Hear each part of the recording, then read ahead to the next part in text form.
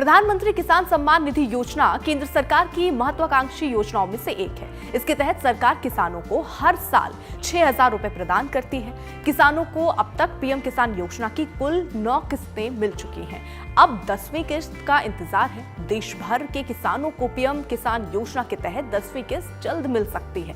Media reports के अनुसार अगले महीने 15 दिसंबर तक सरकार किसानों के बैंक अकाउंट में 2,000 रुपए की 10वीं किस्त भेज सकती है। पीएम किसान योजना के तहत जिस किसान परिवार को 6,000 रुपए दिए जाते हैं, उनके लिए सरकार ने कई नियम भी बनाए हैं। कई बार सवाल उठता है कि क्या पति पत्नी दोनों पीएम किसान योजना के तहत 6,000 रुपए लेने के पात्र हैं? तो इसका जवाब नहीं है। दरअसल एक परिवार में कोई एक ही शख्स पीएम किसान योजना का फायदा उठा सकता है।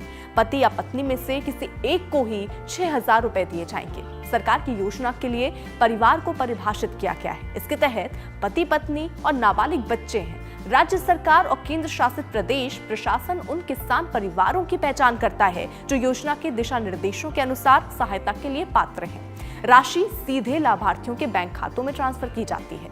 इसके अलावा यदि कोई इनकम टैक्स रिटर्न फाइल करता है तो फिर उसे भी इस योजना का लाभ नहीं मिल सकेगा। प्रधानमंत्री किसान सम्मान निधि योजना छोटे और मध्यम वर्ग के किसानों की आय बढ़ाने के लिए शुरू की गई थी।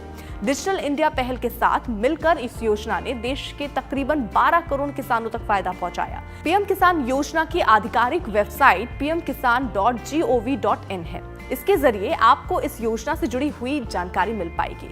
ये भी पता चल जाएगा कि आपके खाते में आखिरी किस्त कब आई और किस बैंक अकाउंट में जमा हुई। दरअसल किसान को आर्थिक सहायता प्रदान करने और उत्पादन बढ़ाने में मदद करने के लिए सरकार कई योजनाएं चला रही है और इसी कड़ी में केंद्र सरकार की तरफ से 1 दिसंबर 2018 को पीएम किसान सम्मान निधि योजना की शुरुआत की गई थी।